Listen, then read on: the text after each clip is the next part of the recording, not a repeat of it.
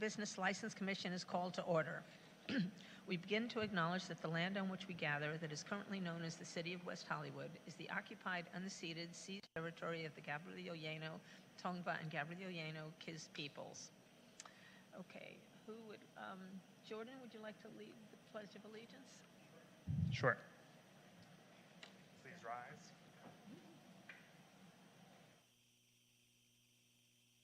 I pledge allegiance to the flag of the United States of America and to the republic for which it stands, one nation, under God, indivisible, with liberty and justice for all. Thank you. Okay. Can we please get a roll call, Secretary? Commissioner Berry? Here. Commissioner Cochran? Present. Commissioner Ng? Present. Commissioner Hang? Here. Commissioner Bullen? Present. Vice Chair Yusupov? Present. And Chair Eisenberg. Present. And we have a quorum. Okay. Are there any changes to tonight's agenda? There are no changes. Okay. Do we have a motion to approve the agenda? Second. Commissioner I Yusupov? move to approve the agenda. Okay. Motion seconded. by I'm sorry, who was the first motion by? Yusupov, Commissioner Yusupov, and then Yusupov? Commissioner Bullen. Okay. Commissioner Berry? Aye. Approve. Commissioner Cochran? Aye. Commissioner Ng? Aye. Commissioner Hang? Aye. Commissioner Bullen? Aye. Vice Chair Yusupov? Aye. And Chair Eisenberg. Aye. And the item is approved. Thank you. Okay. Are there any changes to the minutes of January 9th? Yes, there's a change to item 7B. There was a comment made by Commissioner Berry. We want to include the language that he expressed concerns about setting a precedent. Setting the precedent for what? Approving the item. Okay. Okay. Do we have a motion to approve with the amendment? Motion to approve with amendment. Commissioner Barry seconds? Was seconded by Berry? Yes. Okay. And a roll Commissioner call, Berry? please. Commissioner Cochran? Aye. Commissioner Ng? Yes. Commissioner Hang? Aye. Commissioner Bullen? Aye. Vice Chair Yusupov? Aye. And Chair Eisenberg. Aye. And I want to remind our commissioners to turn on our mics so we can hear you guys. Okay. Okay, I'd like to inform the community that there has been an increase in attacks at many cities around the state, whereby public commenters have been calling into public comment lines at city council meetings and forcing communities to hear vile and hateful racist and anti-Semitic public comment messages. I anticipate such comments may come through tonight based on the number of cities that have experienced these attacks. I want to tell the public and staff that while we may sometimes seem divided on some political issues, West Hollywood is united against hate. Staff has provided us signs that my colleagues, staff, and the public may use to express that we are united against hate. If you hear a comment that is hateful, you may hold up your sign, or you may leave the room or turn down your volume at home. You are not required to endure speech that offends decency and our core values. Please let the sign show that we are united against hate, and this type of speech does not reflect our values. While these disruptors may be taking advantage of the opportunity to speak to our community because we currently provide for telephonic comments, they will not break our spirit. We are united together against hate. If you do not register to speak via Zoom with city staff, you will not be admitted into Zoom to speak. The cutoff time is 2 p.m. the day of the commission meeting, as indicated on the posted agenda. Do we have any speakers at this time, Secretary? There are no speakers. Okay, so we will move on to the public hearing, and we have There's no no public hearing this evening. So now we will move on to item 8, unfinished business, an update regarding the extended hour business license for WeHo. Is there a staff report? Hi, good evening. Yes, there is. Jessica Benitez, City of West Hollywood, and joining me is Vito Adamides, the Neighborhood and Business Safety Manager, and also Sergeant Dudon from the West Hollywood Sheriff's Department. And I'll go ahead and provide the staff report. Back in June of 2023, WeHo was approved to operate until 4 a.m. on Saturday and Sundays. Such approval had a condition for staff to return with a 6-month update regarding the calls for service. Our team checked the code enforcement records, which indicate 0 complaints have been received for the subject business. Also, code enforcement staff have conducted random business license inspections and verified the WeHo is adhering to the approved permit conditions. As part of this process, we contacted the West Hollywood Sheriff's Department to provide a breakdown of calls for service between the hours of 2 a.m. and 4 a.m. The report reflects a total of 21 calls for service in the last 6-month period. On page 15 of the agenda packet, or page 2 of the staff report, you will find a table with different date ranges. This particular table provides information regarding the type and number of calls for service for the last 6 months, as well as historical data since 2022. The first column reflects 12 calls for service from January 2022 to mid-November of 2022. These are calls between 2 a.m. and 4 a.m. It should be noted that WeHo was not operating past 2 a.m. during this period, although the calls received by the West Hollywood Sheriff's Department reflected WeHo's business address. The second column reflects 9 calls for service when WeHo temporarily began its extended hour operations through a special event permit from mid-November 2022 to May 2023. And lastly, the third column shows 21 for service from June 8th, 2023 through January 8th of 2024, which indicates the highest number of calls for service were for pickpocket thefts, followed by assault battery. The West Hollywood Sheriff's Department reported no significant concerns with WeHo's calls for service. Additionally, we contacted block by block, and there were no calls for service for the subject location. In summary, the business is adhering to the approved conditions, and code enforcement staff will continue to conduct compliance inspection to all these night establishments. So with that, we conclude our staff report, and also want to point out that the applicant is present as well.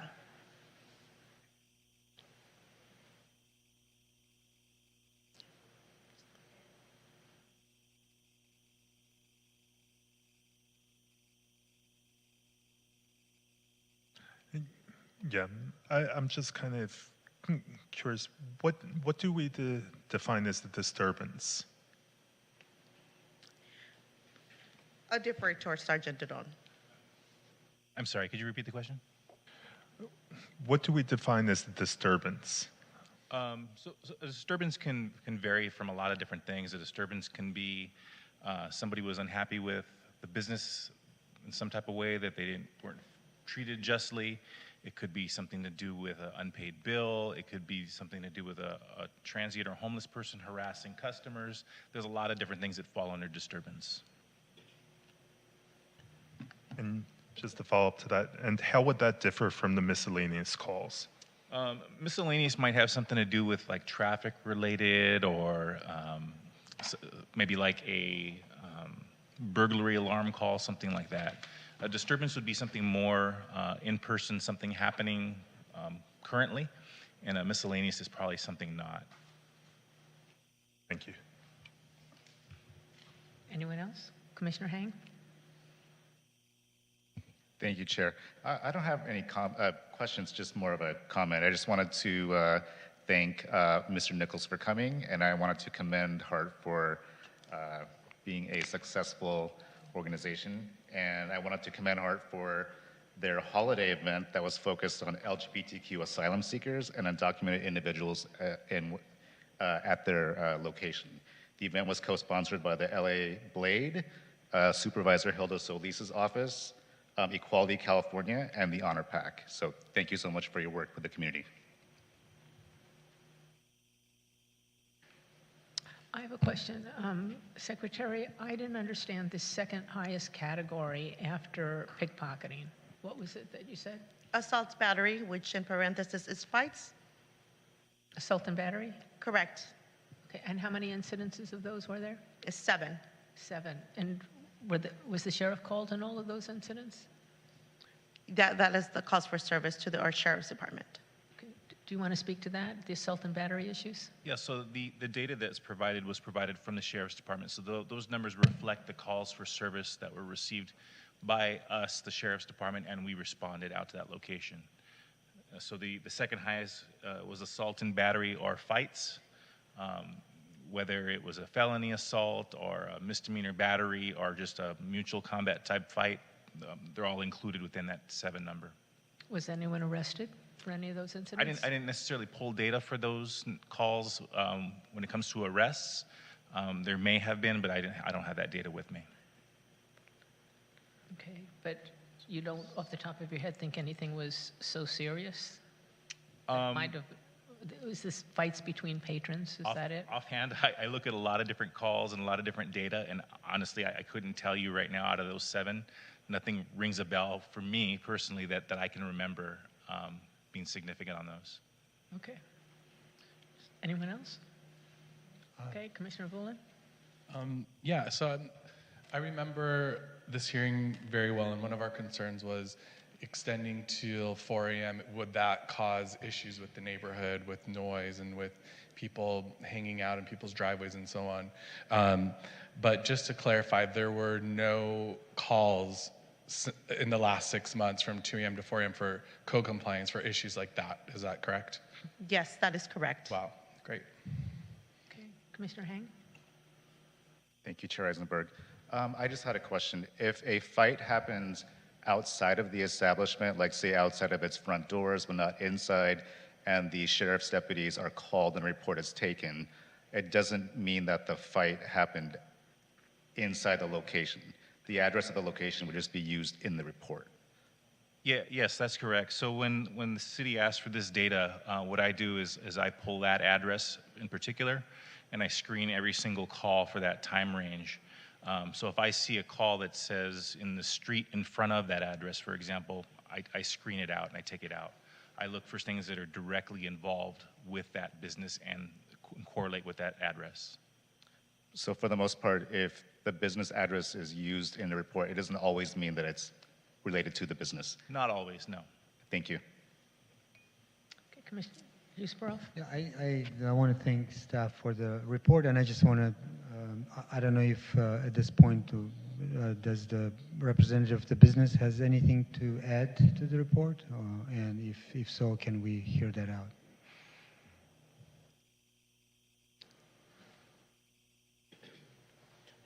It's nice to see you again. Sorry, I'm losing my voice. No, I don't have much to add except to thank you all for giving us the opportunity to do this. I think the other thing to mention is obviously we are a very busy corner, and in those 2 previous periods, they didn't include Halloween or Pride.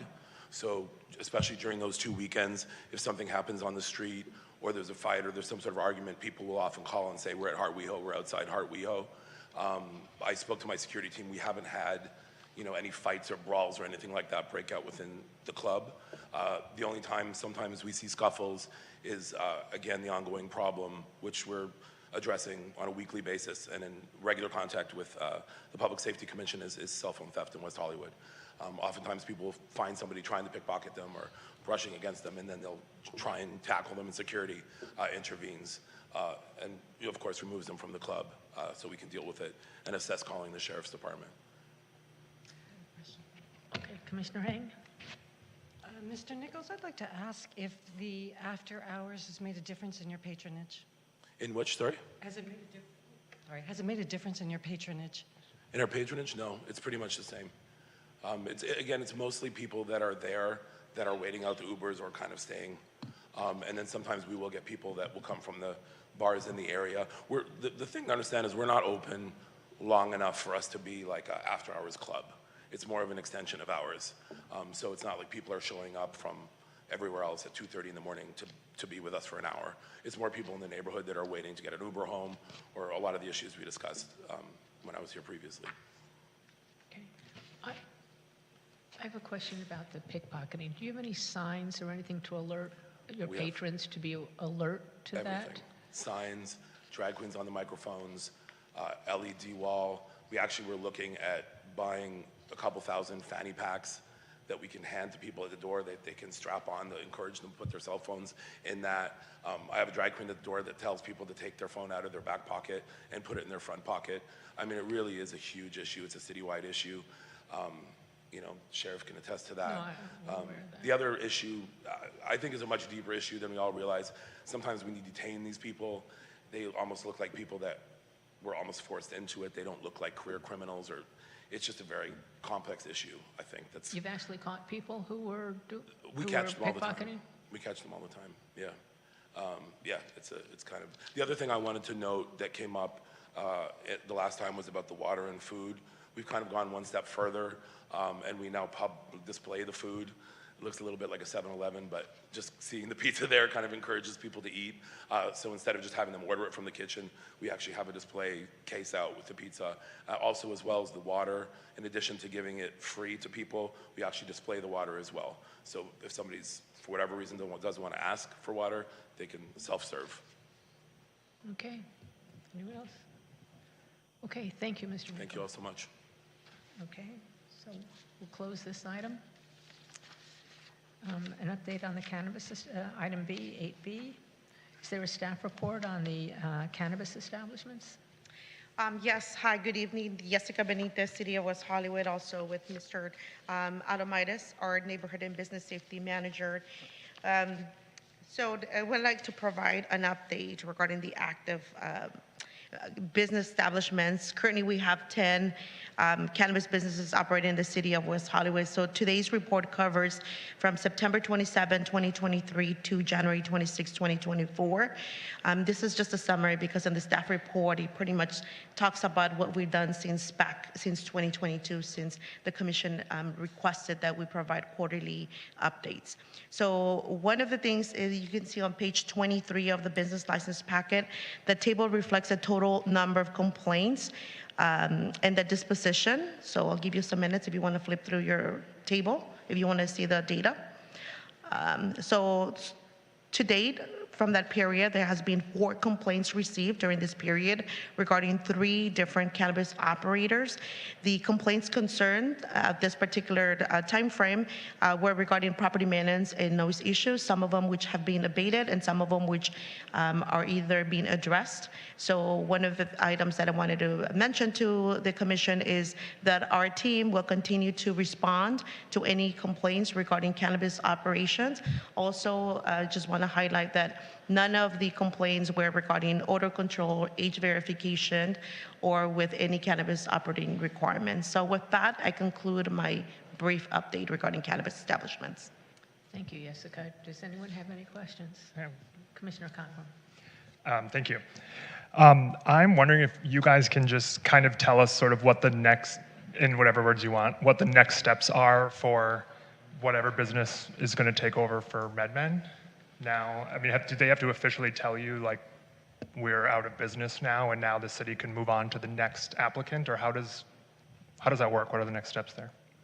So at this point, right, we just receive a notification, so we need to wait for the period to go, and then after that, then we, the city, will notify if they forfeit the license or they lose the license, then we'll notify the next applicant, and they would have to go through the process. Is there like a time frame on how much longer after they shut their doors permanently that they have to make a decision about that permit? I don't have that information readily available for us, but I can provide more information at our next meeting.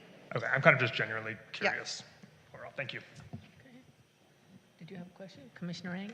Actually, I think it's as much a comment as it is a question. They didn't actually go out of business. They just shuttered 2 locations. So I would imagine it could be possible that they would come back? Or is it possible? I don't know. I do not know. That's kind of what I was wondering. Okay. Commissioner Hang. Thank you, Chair Eisenberg. I just, for my own clarification, my memory is kind of bad. I don't see off the charts, but I guess that's Aeon on the chart, on the graph? On the table? Yeah. Yes, that is. Okay, Yes. got it. Thank you. Okay. And I'd like to ask, why are we identifying it as Aon? That actually was my other question, and not just identifying it as OTC. Because the license is under Aon West Hollywood, a DBA, off the charts. Okay. Anyone else? Okay, I think we can conclude that item on the agenda. Thank you, Secretary. Okay, item 9, new business. I believe we have none. Okay, items from staff. Neighborhood and Business Safety Manager. Good Vito? evening. Good evening, Chair, Vice Chair, members of the Business License Commission. Just a few updates from staff tonight for you. The first one is a quick update on Dobrik's, the pizza place at 8363 Sunset Boulevard. We checked the calls for service from July 11th through January 12th of this year. For the Sheriff's Department, there were approximately 5 calls for service from 2 in the morning until 3 in the morning, and those 5 calls were for false alarms, no crime call for service involved. So these were for false alarms. In addition, we checked our code enforcement records and we found no code enforcement complaints for this establishment as well. So that is kind of the quick update on Dobrik's. We will continue to monitor that subject property and report back. I think we were, Jessica, going to provide periodic updates on this one just through this process from staff. The resolution was only to provide an informational update after the 6 months. Every and 6 after months, that, correct. there would not be Yeah. no further. Do you think we need another one after 3 months? 3 months from now? I would adhere to the 6 months since we had such low call volume. So we'll come back within 6 months, probably in July, or right about, we're already in February, so figure July, August, we'll provide an update for you at that time. And we will continue to monitor during that time as well. Okay, thank you, Vito. The second item, just to share with the Business License Commission tonight, I believe you're all aware, but the City Clerk's Office will be conducting a mandatory training on the California Public Records Act, social media, and the city's media policy on February 29th at 6 p.m. here in the council chambers. So look forward to seeing all of you here, and we will be participating in that training.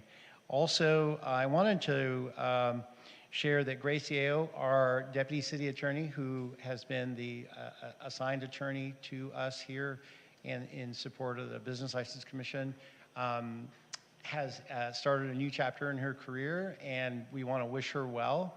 And we will be providing you an update on our next Deputy City Attorney that will be assigned to us. As you know, the City Attorney is Lauren Langer.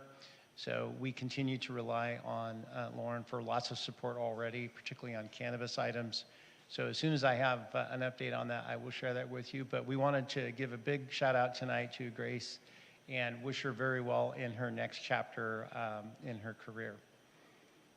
And the last item, mark your calendars, March 5th will be our next Business License Commission meeting. Same place, same channel, and same time. So I look forward to seeing you then. And that concludes my updates from staff tonight. Thank you, Vito. Okay, do we have anyone here for public comment? There are no public comments. Okay. Any items from commissioners? Should we start? Anyone? Commissioner Ang? Yes. Last night, or I guess at the prior city council meeting, there was an item about the extensions and about tax rebate and support of Emerald Village. So I'm wondering if staff can tell us how that might affect our work upcoming, because I know that one of the last hearings that we had was in regard to extension. So I'm curious how that would affect our work. And good evening, Commissioner Ang and Chair, Vice Chair, and Business License Commissioners. Danny Rivas, Director of Community Safety here. In regards to that item, what was on the council agenda yesterday was actually the second reading of a proposed ordinance, and so it did place a pause on all cannabis applicants that are attempting to become operational in the city, while the city continues to discuss with all cannabis stakeholders those that are currently in operation, and again, that same group that I mentioned, that are currently trying to open up, in terms of trying to flush out making some potential enhancements to the cannabis ordinance that would support our cannabis businesses. And so also a part of that ordinance, as Commissioner Eng, as you alluded to, is that there was a tax rebate that was provided to businesses that are currently in operation right now. So those that are currently open, they were provided a temporary tax rebate of 1% for the first 6 months of this calendar year. And then in addition to that, there were other amendments made as it relates to the waitlist provisions. That was something that had been requested by cannabis stakeholders to shorten the length of time when somebody is eligible to take advantage of a license. Currently, as it stands, that's an 18-month period. And now what was adopted yesterday will shorten that to 60 days. So a lot less of a time frame in terms of when folks have to actually submit a letter of intent, which could simply be an email to the city staff saying that they are wishing to proceed right, with pursuing the license. And then instead of kind of having that 18 months, they would have to go before you all here at the Business License Commission within a year of that notification. And so we also provided some protection and assurance for businesses, cannabis businesses, as it relates to not making any sort of additional amendments to any of the cannabis license categories during this pause period. And then in addition to that, making sure that there were not any sort of variance requests, transfer of licenses or transfer of ownership that would come before the Business License Commission as well during this pause period. So that prevents any such action from occurring during this period of time. And then lastly, as a part of the item, there was approval for the city manager or designee to negotiate a contract with Emerald Village to increase and enhance marketing for our local cannabis businesses. And that's an approach that we've taken before and recently with other districts like our hotel Visit West Hollywood industry, as well as some of our other bids. And so that was all of what was packaged together and was presented to the council on January 22nd for first reading. It just went second reading yesterday, and now you have 30 days until that goes into effect. I've got two other questions, if I may. I noticed that it says the following rules applies to all license categories other than consumption lounges, and I'm wondering why that was excluded. Say that again, under? It says, the ordinance says the following rule applies to all licensed categories other than consumption area licenses. So I'm curious why they were excluded. Yeah, I would have to take a look at it. You said that you're reading off of what was in the ordinance that was in there, and that speaks to all of the rules? It says Section 5, subsection A1 of Section 5.70.035 of Chapter 5.70 of Title 5 of the West Hollywood Municipal Code is amended to read as follows. Number 1, waitlist rule. The following rule applies to all license categories other than consumption area licenses. Perfect, thank you. Now I recall, just based off of what you mentioned there. Yeah, because the waitlist provision only extends to other license categories with the exception of consumption. So if, and I know that question had come up, I think at the last meeting, and we kind of clarified that. I think I responded in one way, and then we had clarification that like the consumption edibles license, if that were to open up or be forfeited, would that now be placed on the wait list, eligibility list? And it wouldn't.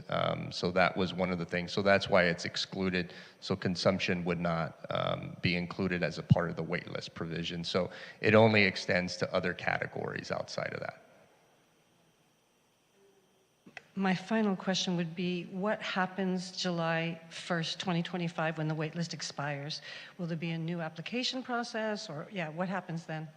Yeah, we haven't gotten there yet. That's part of the reason why we're pausing right now, is to continue those discussions. And I want to say that the July 1st timeframe was a tentative timeline that city staff proposed.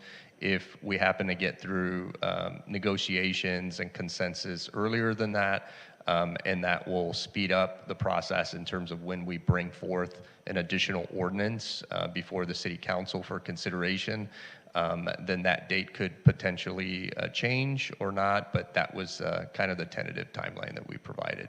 But we don't know yet at this point. Commissioner Bullen. Thank you, Chair Eisenberg. I guess I have a concern or question maybe for you, Danny, or I'm not sure. We do a really good job with following up with businesses after we put requirements on them to have a certain amount of security guards and whatever the other requirements are that we ask of the businesses when we approve them. One of the requirements when a business transfers ownership is to maintain the spirit of the original license. And I don't know if we're doing a good job with that. One business that comes to mind is Aeon/OTC. It was supposed to be a wellness type of business. Now, honest to me, it looks like a CVS. It's just, it's not the same, right? It's not in the same spirit. So what can we do, or is there anything to do to try to encourage to keep that same spirit of the original permit that was approved? Yeah, absolutely. That's definitely something that our team, Neighborhood and Business Safety, can revisit, do an inspection, meet with the owners that are there and the managers to gain a better sense if of course, if they're not, following through with what the concept, right, and the approval, as you mentioned. I know that staff does do an inspection before signing off on the business license. And then, of course, we won't revisit that business unless we receive complaints during that time frame. But typically speaking, you'll have code enforcement staff that will visit that business at least once a year as a part of the renewal process. And then in between that, right, if you get any calls. But based off of what you're describing, staff can certainly go out there, do an inspection, and then meet with the ownership and make sure that we're reiterating to them and providing them with the language that was approved in the resolution, if that helps. Thank you. Sure. Okay, Commissioner Hang. Thank you, Chair Eisenberg. Correct me if I'm wrong, I was under the impression that Aeon DBA OTC had submitted plans to the city that was in the process of being approved, that they were going to implement a health aspect to their business, and that it's just still pending staff approval or in that process. Is that correct, or? I'm going to look to Jessica. I'm unaware of that, but maybe Jessica is. Yeah, I know that the business owner was working with the planning division to redesign some of the elements. I need to check tomorrow to see where they're at with those plans regarding that. They wanted to do like a TI. Thank you. And then one question, it's not really related, but in line with the city's kind of recent diversity, equity, and inclusion initiative, as well as findings from the Social Justice Task Force's report in terms of trying to attract minority-owned businesses to the city, are there any initiatives from the city to attract possibly minority-owned cannabis owners, investors, just to fall in line with the initiative of the city's DEI initiative? Yeah, and I know that the social justice and kind of the initiatives that you're referring to, Commissioner Hank, right, they came after kind of the whole process, right, with the cannabis. But I could certainly see there being a nexus, obviously, between that. And so we can certainly have a conversation with our city attorney's office to see if that's something that's feasible, and work with our economic development department as well, to see if that's something that we can push out and market as a part of that. That would be great, because now that there's a pause and that waiting list is probably not useful anymore because I'm assuming a lot of those people on the list probably don't have the funding, or they can't afford to, or they don't have the investors anymore. It would be a good idea to maybe try to bring forward that initiative to the city. Thank you. Yeah, and you know what, just to add to that, because you just raised a good question that I think is important for the full commission to hear, is so the applicants that are all part of the pause, are all consumption edibles license holders. And so when you're looking at the license, well, the bulk of them are. And so if, per se, whatever ends up occurring in the future, and nobody knows that at this point, but whatever's decided, if those license applicants are unable to become operational, and let's say that that license now becomes null and void, and that edibles license will not be allowed to be placed on the wait list. So it will essentially go away. So there won't be any ability for a new business owner to come into the city to be able to take advantage of that. So I just wanted to stress that and emphasize that. So anybody that right now currently is not open, if they're unable to open based off of whatever's decided in the future by the city council as it relates to the cannabis ordinance, just know as it stands right now and as written in our current cannabis ordinance, if those licenses go away, then they go away forever unless the city council decides to reopen the process and go through that merit-based process that was done in 2018. One final question. In terms of those that are still pending, say those that are paused right now, for example, is there a system that your office uses to determine how far along the process each entity is? Like milestone 1 must produce lease agreement to the city within 6 months. Milestone 2 must prove enough money in the bank to be able to sustain business. Milestone 3. So if you can explain to the commission what those milestones are, so that way we can have a kind of a better idea, because I think for me personally, that's where I was struggling with artistry.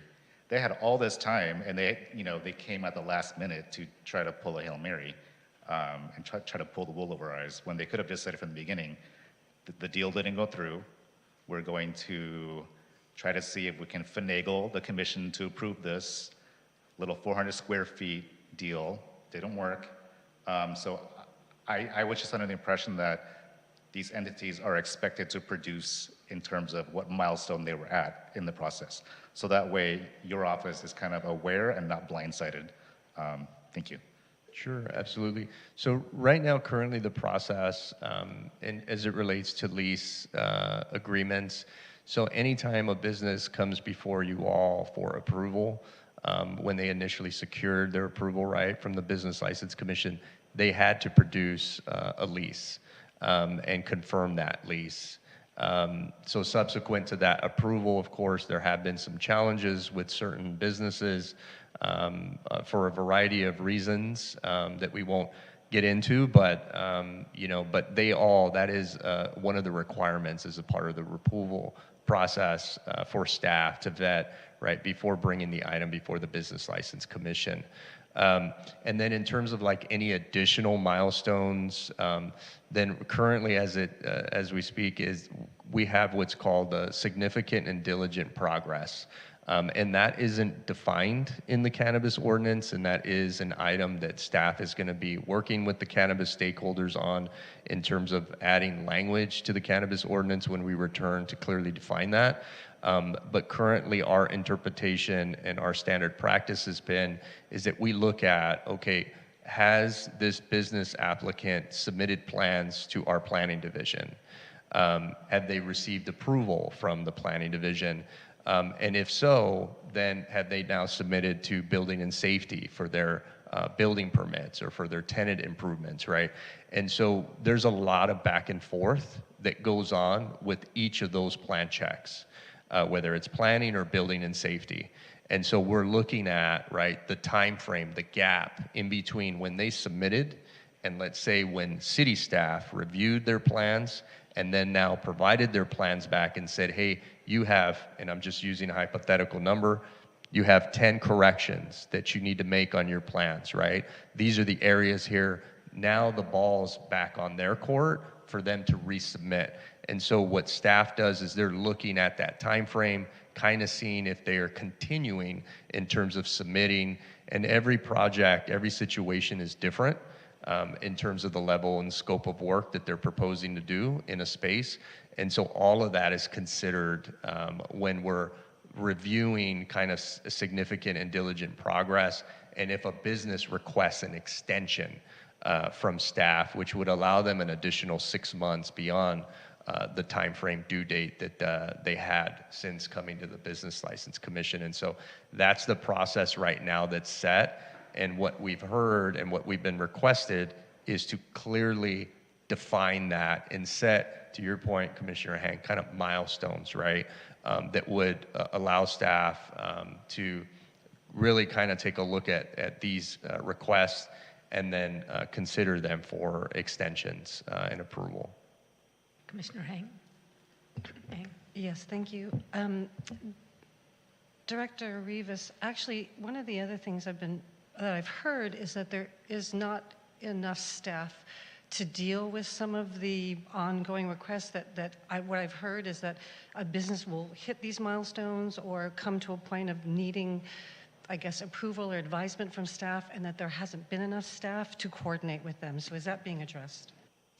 I haven't heard of like the staffing issue, but we of course have heard from businesses in terms of saying they've submitted and are going through the process.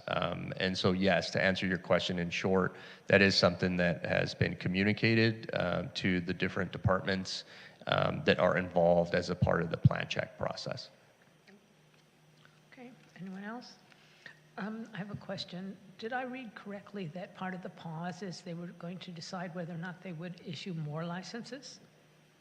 So yeah, that was not true at all. And I've heard that as well. And so there's no consideration to add any whatsoever additional licenses in terms of what was already approved by the City Council and as a part of the settlement agreement in 2020. And so the pause simply pauses everything as is and really just freezes in time those businesses that are attempting to become operational. But the pause is not intended or is never intended to add additional licenses on top of the licenses that are already been approved by City Council several years before. What about, like, for example, at our last commissions, we had to give up, one of the applicants had to give up his license. Is that gone for good? It's not going to go back into circulation? Correct. And I know there was a question as well from one of the commissioners about MedMen. I think Commissioner Ang may have mentioned that. That's a legacy cannabis business license, and so that is not eligible to be placed on the wait list. Right now, what we've received notification on is that that's a temporary closure. We, of course, can't speculate as to whether or not that's going to be permanent or not. Staff is definitely going to be monitoring that business in terms of the duration of time. But if we receive notification, let's say from MedMen, and they say, well, we're permanently closing our doors, then that license as well, Chair, will also go away. And so permanently. And unless, of course, right, there's always the potential that if the City Council wants to decide in the future that they want to reopen the process, the merit-based process, like they did several years ago, then that's certainly something that they can do. But right now, as it stands and what's written in the code, that's not an ability or a capability for us to do. Could MedMen transfer some of the ownership of the thing and keep their license active that way, like many of the companies have been doing? Right. Well, during the pause, no, because we wouldn't allow anything right now during this period for any transfer of ownership to occur. And I'm not sure, Jessica, if you know whether or not they've gone through a variance request before for a transfer of ownership? Amendment's never gone through a variance request. Legacy owners can transfer up to, right now, I forget if it's between 50 or 70% of their business. So we would have to look at the code. So it sounds like there is an option for them to potentially do that.